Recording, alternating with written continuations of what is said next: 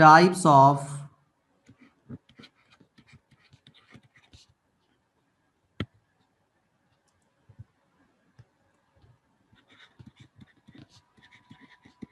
reactions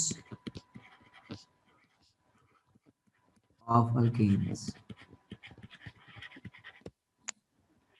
alkanes के reaction की types.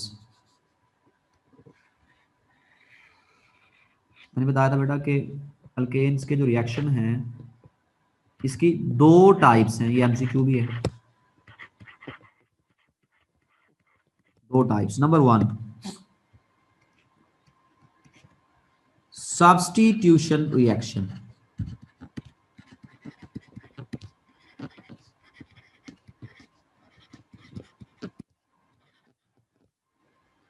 Number two,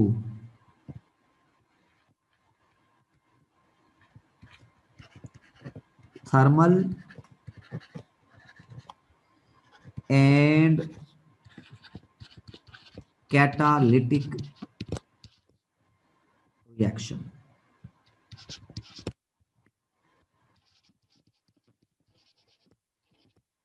ये दो टाइप्स हैं। हम इन दोनों टाइप्स को ना समझते हैं कि मतलब क्या है इनका। पहले सब्स्टिट्यूशन रिएक्शन। बेटा अगर उर्दू में मतलब लिखो ना इसका, उर्दू में इसका मतलब होता है तबादले वाले रिएक्शन। सब्स्टिट्यूशन इसका मतलब होगा तबादले वाले रिएक्शन। तबादला, तबादले का मतलब है रिप्लेसमेंट। जरा इसको समझते हैं इस बात को। देखिए जरा, फर्ज किया मेरे पास है मीथेन। हम अल्केन्स को डिस्कस कर रहे हैं ना, अल्केन में मीथेन जो है ये सिंपलेस्ट मेंबर है। तो फर्ज किया मेरे पास अल्केन में मीथेन है CH4। देखें कार्बन जो है ना ये 4 बॉन्ड बना सकता है और ये मैक्सिमम 4 एटम से जुड़ सकता है। जब कार्बन 4 एटम के साथ जुड़ जाता है ना, उनके साथ बॉन्ड बना लेता है, तो ये सैचुरेट हो जाता है। अब 5वां एटम नहीं आ सकता। अगर कार्बन 4 एटम के साथ अटैच है तो 5वें एटम के आने की गुंजाइश नहीं है। तो फर्ज किया मैं यहाँ पे 5वां एटम जो है वो इंट्रोड्यूस करवाना चाहता हूँ। मैं फर्ज किया यहाँ पे Cl2 क्लोरीन इंट्रोड्यूस करवाना चाहता हूँ। Cl2 मैंने 1 मोल क्लोरीन ऐड किया in the presence of sunlight. अब देखो कार्बन तो 4 बॉन्ड बना सकता है ना, 5वां नहीं बना सकता। तो फिर क्या होगा, ये जो क्लोरीन है ये वाला, ये हाइड्रोजन को रिप्लेस करेगा, ये हाइड्रोजन की जगह पे आएगा, तबादला करेगा, सब्स्टिट्यूशन होगी। यहां से हाइड्रोजन चला जाएगा और हाइड्रोजन की जगह पे क्लोरीन आ जाएगा। देखें जब एक H जाएगा तो पीछे बच जाएंगे 3 हाइड्रोजन, तो CH3 बच गया, CH3। और जो ये चौथा हाइड्रोजन था उसकी जगह पे आ गया क्लोरीन। तो यहां से हाइड्रोजन गया वो वाला हाइड्रोजन, और ये वाला क्लोरीन जो है इन्होंने बना लिया HCl। तो ये जो मैंने आपके सामने रिएक्शन शेयर किया ना, ये सब्स्टिट्यूशन रिएक्शन है। इसको आप आगे डिटेल में पढ़ेंगे हम। तो बहरहाल सब्स्टिट्यूशन का मतलब समझ आया आपको क्या होता है? सब्स्टिट्यूशन का मतलब है कि जो पहले एटम या कोई ग्रुप मौजूद होता है वो चला जाता है और उस ग्रुप की जगह पे या उस एटम की जगह पे कोई नया एटम या ग्रुप आ जाता है। This is substitution reaction. तो अल्केन्स चूंकि सैचुरेटेड है, अब इसलिए ये सब्स्टिट्यूशन रिएक्शन देते हैं, एडिशन नहीं दे सकते। तो चैप्टर 8 जो हम डिस्कस कर रहे हैं बेटा, इसमें दो तरह के कंपाउंड्स हैं, या तो सैचुरेटेड या अनसैचुरेटेड। सैचुरेटेड अल्केन्स हैं जो हम पढ़ रहे हैं अभी। अब अल्केन्स कौन सी रिएक्शन देंगे? सब्स्टिट्यूशन। और जो अनसैचुरेटेड हैं जिनमें डबल या ट्रिपल बॉन्ड होता है, जैसे कि अल्कीन्स और अल्काइंस, तो वो कौन से रिएक्शन देंगे, वो एडिशन रिएक्शन देंगे, उनमें पाई बॉन्ड ब्रेक होगा और एटम्स या ग्रुप आके ऐड हो जाएंगे। वो इंशाल्लाह फिर आगे जाके हम डिस्कस करेंगे। नेक्स्ट है बेटा थर्मल एंड कैटालिटिक रिएक्शन। देखो थर्मल, थर्म मीन हीट, ऐसे रिएक्शन जिनमें हीट इन्वॉल्व हो। कैटालिटिक, ऐसे रिएक्शन जिनमें कैटालिस्ट इन्वॉल्व हो। तो ये दूसरी टाइप है, थर्मल एंड कैटालिटिक रिएक्शंस। तो ये दो टाइप्स हैं, इन टाइप्स को हम डिटेल से पढ़ेंगे। कुछ सब्स्टिट्यूशन रिएक्शन होंगे, कुछ थर्मल और कैटालिटिक होंगे। तो आगे आगे जो है एक यहाँ पे एमसीक्यू आता है, वेरी वेरी इंपॉर्टेंट। आपसे पूछा जाएगा एग्जाम में कि ये जो अल्केन्स के रिएक्शंस हैं इनका मैकेनिज्म क्या होता है। अल्केन के रिएक्शन का मैकेनिज्म क्या होता है, mechanism of reactions of alkanes.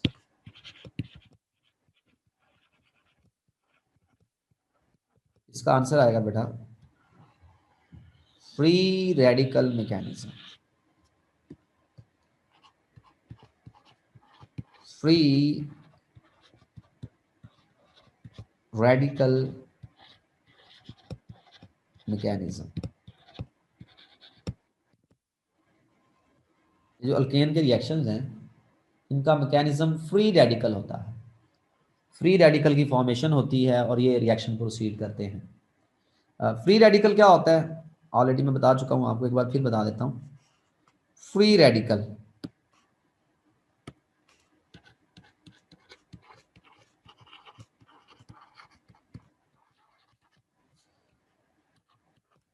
बेटा, फ्री रेडिकल ऐसी स्पीशी होती है, फ्री रेडिकल ऐसी स्पीशी होती है, एटम भी हो सकता है, सिंगल एटम, एटम का ग्रुप भी हो सकता है, species which have odd number of electrons,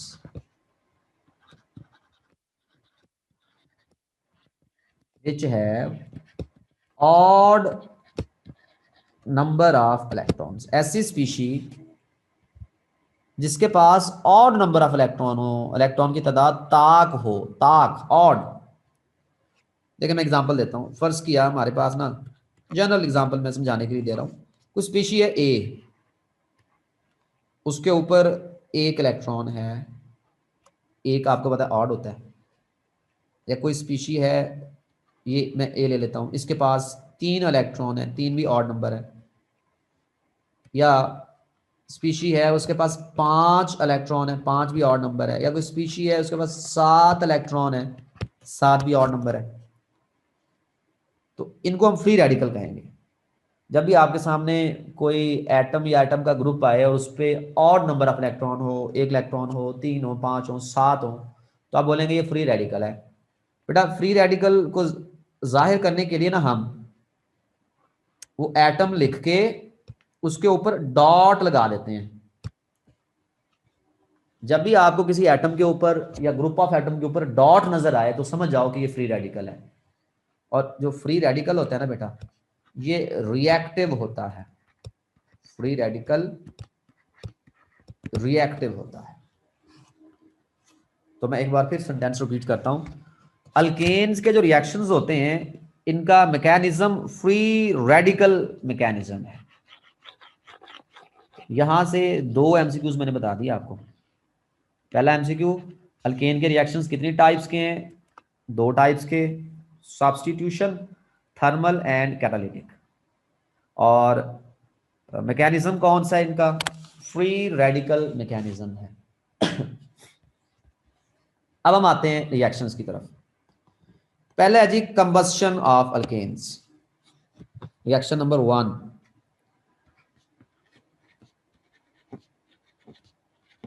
combustion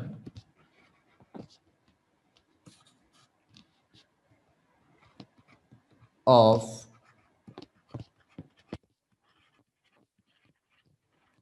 alkanes. हमने अल्केन्स की कंबस्शन करनी है। कंबस्शन का मतलब होता है बेटा जलने का अमल। कंबस्शन मीन जलने का अमल। हम अल्केन्स को जलाएंगे। और आपको ये पता होना चाहिए कि जब हम किसी चीज की कंबस्शन करवाते हैं ना, तो हमें ऑक्सीजन की जरूरत होती है। हमें ऑक्सीजन की जरूरत होती है। तो मैं ना आपको सबसे पहले कंबस्शन की डेफिनेशन यहाँ पे समझाता हूँ कि ये कंबस्शन होता क्या है। Combustion,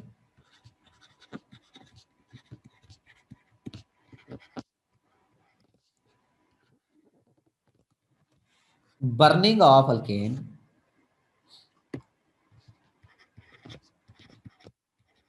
burning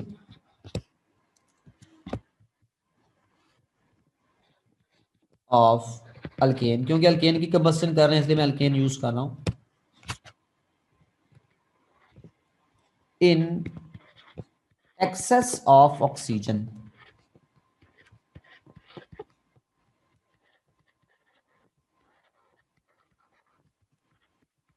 is called combustion. हम अल्केन्स को ना बर्न करेंगे, जलाएंगे। और शर्त क्या है, यहाँ पे इंपॉर्टेंट पॉइंट है, ऑक्सीजन एक्सेस में होनी चाहिए। ऑक्सीजन एक्सेस में होनी चाहिए। Burning of alkane in excess of oxygen is called combustion. तो देखिए जरा, मैं रिएक्शन आपसे शेयर करता हूं।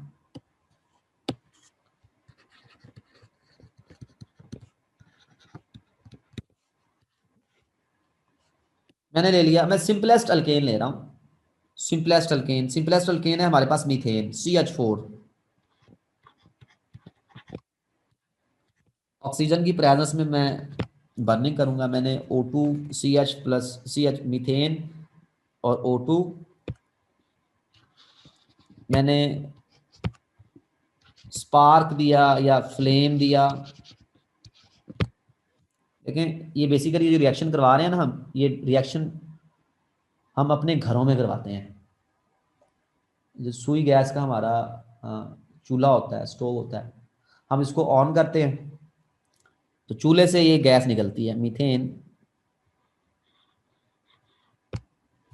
और ऑक्सीजन जो है आपको पता है हवा में मौजूद है, एयर में 21% ऑक्सीजन मौजूद है। तो मीथेन ये जो गैस है ये चूल्हे से आ रही होती है, और O2 हवा में मौजूद है। ये दोनों का मिक्सचर बनता है और उधर से हम स्पार्क देते हैं, फ्लेम देते हैं, लाइटर की मदद से माचिस की तीली लगाते हैं।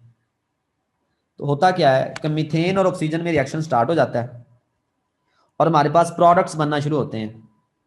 प्रोडक्ट्स क्या बनते हैं जो हमारा मीथेन है ना बेटा, इसके अंदर कार्बन है। कार्बन कन्वर्ट होना शुरू हो जाता है CO2 में, कार्बन डाइऑक्साइड। और जो हाइड्रोजन है ये कन्वर्ट होना शुरू हो जाता है H2O में, वाटर वेपर्स में। मतलब जब हम मीथेन की कंबस्शन करवाते हैं तो इसमें मीथेन के अंदर जो कार्बन है ये CO2 में कन्वर्ट हो जाता है, और जो हाइड्रोजन है ये वाटर में कन्वर्ट हो जाता है। तो CO2 गैस बन रही होती है, वाटर वेपर्स बन रहे होते हैं, प्लस हीट एनर्जी रिलीज हो रही होती है। प्लस हीट एनर्जी रिलीज हो रही होती है, और उस हीट से हम खाना बनाते हैं। आगे मैं इसको, इस हीट को हीट ऑफ कंबस्शन कहते हैं। आगे हम इसकी इंपॉर्टेंस डिस्कस करते हैं। तो बहरहाल ये आपके सामने कंबस्शन रिएक्शन मैंने लिख दिया है। मैंने मीथेन को ऑक्सीजन की एक्सेस में, ऑक्सीजन की एक्सेस में बर्न किया तो हमें CO2 गैस और वाटर वेपर मिले और साथ में हीट मिली। तो इस रिएक्शन को हम बोलेंगे कंबस्शन रिएक्शन। अब बेटा इसको बैलेंस कर लें, इस रिएक्शन को। तो 2 मोल आपको लेना पड़ेगा ऑक्सीजन, और 2 मोल ही बनेगा यहाँ पे वाटर। इक्वेशन बैलेंस हो गई। लो जी, हमने कंबस्शन करवा दी। अब बेटा ये जो हीट प्रोड्यूस हुई ना, इसकी अमाउंट होती है, तो मैं हीट की अमाउंट लिखता हूँ यहाँ पे। जो हीट रिलीज होती है डेल्टा एच, हीट रिलीज होती है यहाँ पे, तो माइनस का साइन आएगा। कितनी रिलीज होती है, इंपॉर्टेंट वैल्यू याद करना, 891 किलो जाउल पर मोल, ये हीट रिलीज होती है 891 किलो जाउल पर मोल। यहाँ पे जो माइनस का साइन है ना, ये इसका मतलब है हीट रिलीज हो रही है। ये ना समझ लेना कि छोटी वैल्यू है -891, ये स्मॉल वैल्यू है। स्मॉल वैल्यू नहीं, ये माइनस का साइन सिर्फ ये बता रहा है कि हीट रिलीज हो रही है। और ये जो हीट रिलीज हो रही होती है, इससे हम खाना बना रहे होते हैं। और इस हीट को बेटा बोलते हैं हीट ऑफ कंबस्शन। जो हीट रिलीज हुई है, इस हीट को बोलते हैं हीट ऑफ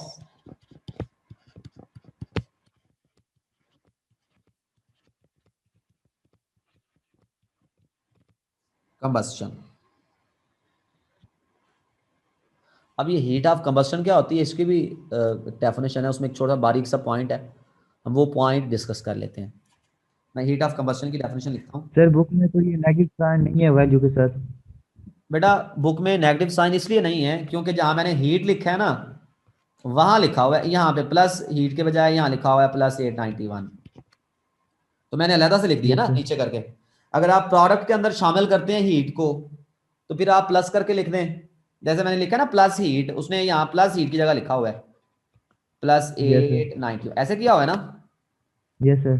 तो मैंने वो अलहदा करके लिखा है, अगर आप अलहदा करके लिखेंगे तो फिर आप माइनस का साइन साथ लगाएंगे। चलें यस सर। नेक्स्ट देखते हैं जी,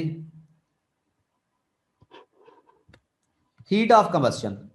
डेफिनेशन देखें, the amount of heat, heat of combustion क्या होती है, the amount of heat evolve, heat की वो मिकदार जो इवॉल्व होती है, कब, when 1 mole of, when 1 mole of hydrocarbon, यानी कि अल्केन या अल्कीन या alkyne, burn in excess of oxygen is called heat of combustion। इसमें इंपॉर्टेंट पॉइंट क्या है, देखो, amount of heat evolve, heat की वो मिकदार जो इवॉल्व होती है, रिलीज होती है, कब, जब 1 मोल, तो बात जब करेंगे ना हीट ऑफ कंबस्शन की, तो आप 1 मोल के लिए हाथ से करेंगे, इसलिए तो ऊपर मैंने लिखा लिखा था 891 किलो जाउल पर मोल, मतलब 1 मोल को जलाएंगे तो तब इतनी हीट रिलीज होगी। तो हीट की वो मिकदार जो रिलीज होती है जब 1 मोल हाइड्रोकार्बन को बर्न करते हैं एक्सेस ऑफ ऑक्सीजन में, तो इसे कहते हैं हम heat of combustion. Definition clear हो गई बेटा। Yes sir. Yes sir. चलें जी नेक्स्ट देखें। अब ये जो हीट ऑफ कंबस्शन है, इसकी इंपॉर्टेंस क्या है, इसका फायदा क्या है। इसका बहुत फायदा है डेली लाइफ में।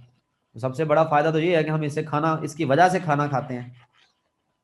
जो कुकिंग होती है घर में, तो हीट ऑफ कंबस्शन तो हम यूज कर रहे होते हैं अपना, अपनी रोटी बनाने के लिए, अपना सालन बनाने के लिए। तो इसकी एप्लीकेशन, एप्लीकेशन कह लो, एडवांटेज कह लो, यूज कह लो, हीट ऑफ कंबस्शन की एप्लीकेशंस। अच्छा, पहला पॉइंट, तो पहला तो मैं खाने वाली बात ही लिखूंगा। हम ना हीट ऑफ कंबस्शन की मदद से कुकिंग करते हैं,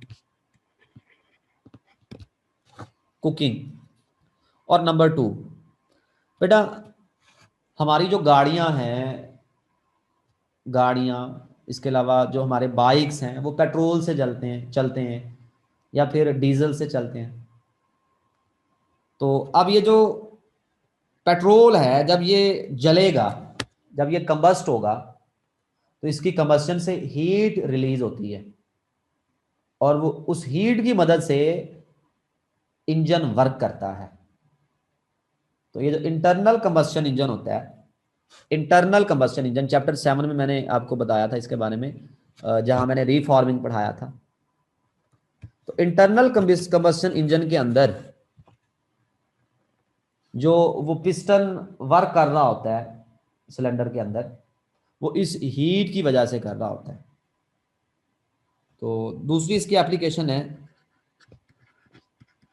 working of internal combustion engine. और इंटरनल कंबस्शन इंजन क्या होता है, एक्सटर्नल कंबस्शन इंजन क्या होता है, ये मैं आपको बता चुका हूं चैप्टर 7 में। तो बहरहाल सिंपली आप देख लो कि इंजन की जो वर्किंग होती है वो इस हीट की मदद से होती है। गाड़ी का इंजन इस हीट की मदद से चल रहा होता है।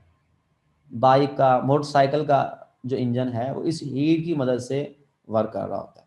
तो ये इसके दो फायदे हैं, एमसीक्यूज में पूछा जा सकता है। ये क्लियर हो गई बात? Yes sir. अब मैं आपको ना एक नई टर्म से इंट्रोड्यूस करवाता हूं। देखो भाई, आपने ऑक्सीडेशन पढ़ा हुआ है मैट्रिक में, ऑक्सीडेशन। अगर हम ऑक्सीडेशन की डेफिनेशन ऑक्सीजन की टर्म में देखें तो हम कहते होते हैं अगर किसी कंपाउंड में, किसी सब्सटेंस में एडिशन ऑफ ऑक्सीजन हो रहा हो तो उसे ऑक्सीडेशन कहते हैं। हम एडिशन ऑफ ऑक्सीजन अगर हो रहा हो उसे ऑक्सीडेशन कहते हैं। तो जरा ये कंबस्शन रिएक्शन देखें ना। कंबस्शन रिएक्शन के अंदर देखें, जो कार्बन है इसके अंदर ऑक्सीजन ऐड होके ये कन्वर्ट हो रहा है CO2 में, और जो वाटर है इसमें ये कैसे बन रहा है, जब हाइड्रोजन के अंदर ऑक्सीजन ऐड हो रहा है। तो बेटा हम कंबस्शन रिएक्शन को ना कंप्लीट ऑक्सीडेशन रिएक्शन भी कहते हैं। हम कंबस्शन रिएक्शन को कंप्लीट, कंप्लीट का वर्ड साथ लगाएंगे, इस रिएक्शन को हम कंप्लीट ऑक्सीडेशन रिएक्शन भी कहते हैं।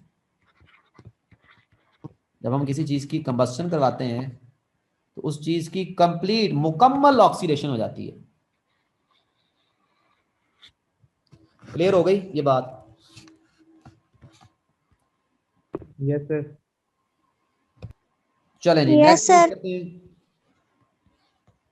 अब हम पढ़ने वाले हैं सेकंड रिएक्शन जो कि है ऑक्सीडेशन रिएक्शन। देखो अभी भी हमने ऑक्सीडेशन करवाई थी, कंबस्शन, जिसे मैंने कंप्लीट ऑक्सीडेशन कहा। तो अब हम डिफरेंट काइंड की ऑक्सीडेशन डिस्कस करेंगे। ऑक्सीडेशन,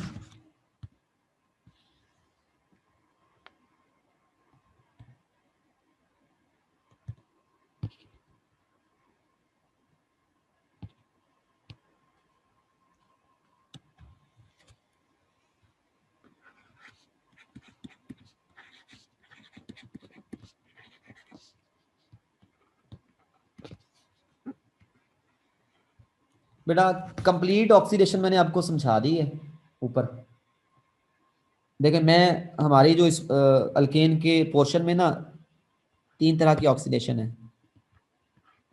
पहली तो कंप्लीट ऑक्सीडेशन जिसे मैंने कंबस्शन की सेंस में आपको पढ़ाया, कंप्लीट ऑक्सीडेशन।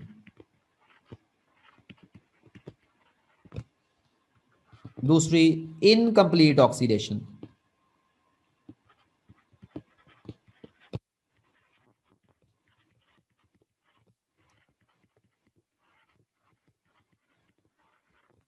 और तीसरी कैटालिटिक ऑक्सीडेशन।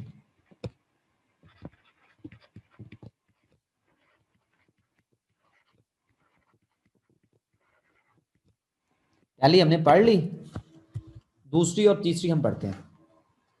तो पहले हम पढ़ते हैं इनकम्प्लीट ऑक्सीडेशन।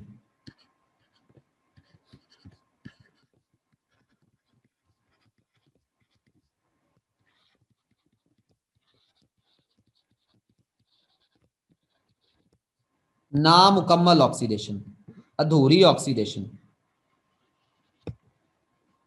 लो जी, मैं एल्केन ले लेता हूं, CH4, ये मीथेन है। मैं ऑक्सीजन की प्रेजेंस में बर्न करता हूं।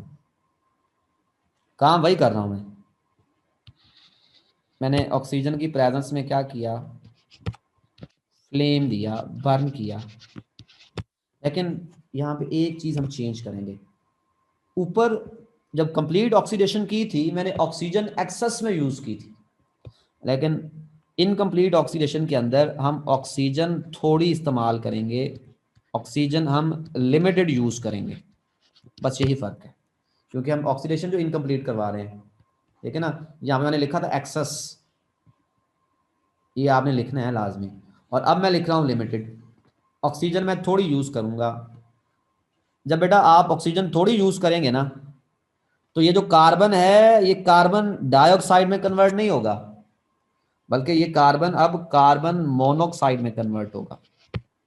इनकम्प्लीट ऑक्सीडेशन हो रही है, कार्बन कन्वर्ट हो गया कार्बन मोनोऑक्साइड में, और प्लस हाइड्रोजन जो है ये वाटर वेपर्स में कन्वर्ट होगा, H2O। और चूंकि देखो कार्बन मुकम्मल तौर पे ऑक्सीडाइज नहीं हुआ, जब आप हमने ऑक्सीजन एक्सेस में यूज किया था तो कार्बन की कंप्लीट ऑक्सीडेशन हुई, CO2 बना। अब कार्बन की मुकम्मल ऑक्सीडेशन नहीं हुई, कुछ कार्बन अनबर्न्ड रह जाएगा। मतलब कुछ कार्बन ऐसा होगा जिसकी ऑक्सीडेशन नहीं होगी, अनबर्न्ड रह जाएगा। इसको आप कार्बन ब्लैक बोलेंगे। तो ये बेटा तीन चीजें बनेंगी। जब कंप्लीट ऑक्सीडेशन की थी तब CO2, वाटर वेपर्स और हीट हमें मिली थी। अब हम इनकम्प्लीट ऑक्सीडेशन कर रहे हैं, तो कार्बन मोनोऑक्साइड, वाटर वेपर्स और कार्बन, इसे कहते हैं, जो सी मैंने लिखा इसे कहते हैं कार्बन ब्लैक। कार्बन ब्लैक आपको मिलेगा, प्लस हीट भी हमें हासिल होगी। लेकिन अब जो हीट हासिल होगी वो उतनी नहीं होगी जितनी अल्केन के केस में हमें हासिल हुई थी। ये है इनकम्प्लीट ऑक्सीडेशन। अच्छा, इसको बैलेंस करने के लिए देख लें आप। सबसे पहले यहाँ पे हाइड्रोजन देखें, 4 हैं। सबसे पहले आप हाइड्रोजन को बैलेंस कर लो। हाइड्रोजन यहाँ पे 4 हैं, यहाँ पे 2 हैं, तो आप 2 लगा दो। अब कार्बन देख लो। कार्बन यहाँ पे हमारे पास 1 और 1 2 है, यहाँ पे कार्बन 1 है तो यहाँ 2 कार्बन कर दो। अब कार्बन जब 2 हुए तो हाइड्रोजन देखो यहाँ पे 2 × 4 8 हो गए। तो अब जो हाइड्रोजन है वो हमने पूरे करने हैं, तो यहाँ से 2 हटा देते हैं हम। 2 हटा के यहाँ पे मैं लगा देता हूँ 4। मैंने यहाँ लगा दिया 4। देखो हाइड्रोजन 8 हो गए, 4 × 2 8, यहाँ पे 2 × 4 8। हाइड्रोजन भी 8 हैं और कार्बन यहाँ पे 2 हैं, यहाँ पे 2। अब बच गए ऑक्सीजन। अब ऑक्सीजन को बैलेंस करने का मैं आपको सिंपल मेथड बताता हूँ। देखिए, इस साइड पे ऑक्सीजन है 4 और एक 5, और इस साइड पे ऑक्सीजन है 2। यहाँ पे देखो 4 ये वाले हैं, 4 1 4, और एक ये वाला 5 है। यहाँ पे हमारे पास 2 है। तो आप यूं करो, पहले 5 लगा दो, क्योंकि 5 हमने करने हैं ना पूरे। तो पहले आप लगा दो यहाँ पे 5। मैंने पहले लगाया यहाँ पे 5। अब तो ये 10 हो गए। जब मैंने 5 लगाया, 5 × 2 10 हो गए। हमें चाहिए 5, तो आप 5 को 2 पे डिवाइड कर दो, 5/2। देखो 5 × 2 10 थे, 10 जब 2 पे डिवाइड होगा तो 5 बच जाएंगे। तो ये सिंपल मेथड है बेटा। वरना आप अगर होल नंबर में आना चाहते हैं तो फिर करते रहो इसको बैलेंस। तो हिट एंड ट्रायल करो, आप इसकी बैलेंसिंग इजीली कर लेंगे। वैसे मेथड्स हैं इसके बैलेंसिंग के, वो हम किसी फ्री टाइम में डिस्कस करेंगे। तो सादा तरीका ये है कि पहले आप जो है ऑक्सीजन के अलावा बाकी सारे आइटम बैलेंस कर लो, उसके अलावा जितने आप ऑक्सीजन हो वो नंबर लगा दो, ऑक्सीजन डबल हो जाएंगे, 2 पे डिवाइड करो, हाफ हो जाएंगे, इक्वेशन बैलेंस। तो ये है बेटा इनकम्प्लीट ऑक्सीडेशन, या आप इसको इनकम्प्लीट कंबस्शन भी कह सकते हैं। इनकम्प्लीट ऑक्सीडेशन, या आप इसको इनकम्प्लीट ऑक्सीडेशन भी कह सकते हैं। अच्छा, अगर हमने फर्क करना हो कंप्लीट ऑक्सीडेशन में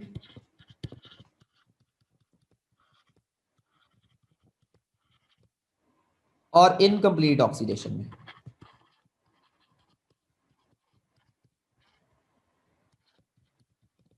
तो कैसे करेंगे?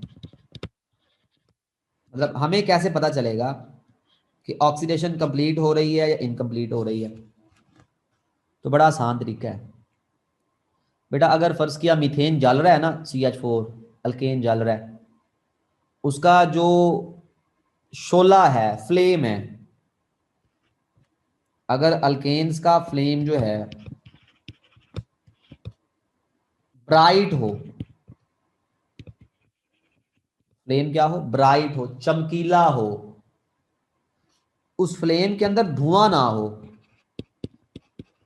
उस शोले के अंदर सूट ना हो, सूट कहते हैं धुएं को, स्मोक, धुएं को सूट ना हो, तो समझ जाओ कंप्लीट कंबस्शन हो रही है। रिपीट कर रहा हूं, जब कोई कंपाउंड जल रहा है और धुआं नहीं पैदा हो रहा, सूट नहीं पैदा हो रहा, तो आप समझ जाओ कि कंप्लीट कंबस्शन हो रही है। और अगर कोई कंपाउंड बर्न हो रहा है, चाहे वो अल्केन है या कोई और कंपाउंड है, तो उसका फ्लेम ब्राइट नहीं है, उसका फ्लेम सूटी है। अगर किसी कंपाउंड का जो फ्लेम है वो सूटी है, सूटी धुएं वाला फ्लेम है, तो आप समझ आए कि कंप्लीट कंबस्शन या कंप्लीट ऑक्सीडेशन नहीं हो रही। क्योंकि बेटा जो सूटी फ्लेम का, धुएं वाला जो फ्लेम होता है ना, उसके अंदर जो धुआं होता है या जो सूट होता है, दरअसल अनबर्न्ड कार्बन होती है। वो कार्बन जिसकी ऑक्सीडेशन नहीं होती, काले रंग की होती है, वो अनबर्न्ड कार्बन, कार्बन ब्लैक जैसे मैंने कहा है। ये तरीकाकार है, आप इस तरीके से आप फर्क कर सकते हैं कंप्लीट ऑक्सीडेशन और इनकम्प्लीट ऑक्सीडेशन में। कंप्लीट ऑक्सीडेशन में फ्लेम का कलर ब्राइट होगा, सूट नहीं होगा फ्लेम में, और इनकम्प्लीट में फ्लेम जो है वो सूटी होगा। अब आप अगर कंप्लीट ऑक्सीडेशन करवाना चाहते हैं तो वो मैंने हल बता दिया ऊपर आपको, कि आप ऑक्सीजन एक्सेस कर दें, फ्लेम्स जो है वो ब्राइट हो जाएगा, ऑक्सीडेशन कंप्लीट हो जाएगा।